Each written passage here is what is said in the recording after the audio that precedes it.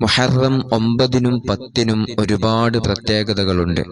അള്ളാഹു ആദരിച്ച മാസമാണ്, അള്ളാഹു ആദരിച്ച ദിവസങ്ങളാണ്.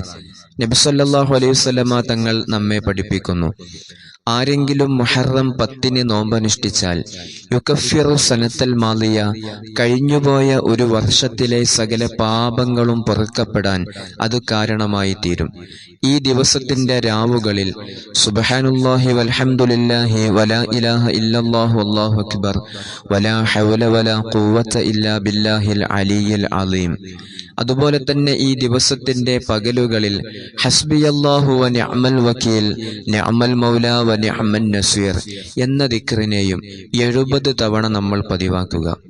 പരിശുദ്ധമായ മുഹറം കൊണ്ട് വിജയിച്ചവരിൽ അള്ളാഹു നമ്മെ ഏവരെയും ഉൾപ്പെടുത്തുമാറാകട്ടെ. അതുപോലെ തന്നെ നമുക്ക് അനുകൂലമായി സാക്ഷി പറയുന്ന ഒരു മുഹറമായി ഈ മുഹറമിനെ അള്ളാഹു മാറ്റിത്തരട്ടെ. ഇൻഷാ അല്ലാഹ്. അസ്സലാമു അലൈക്കും വറഹ്മത്തുള്ളാഹി വബറകാതുഹു.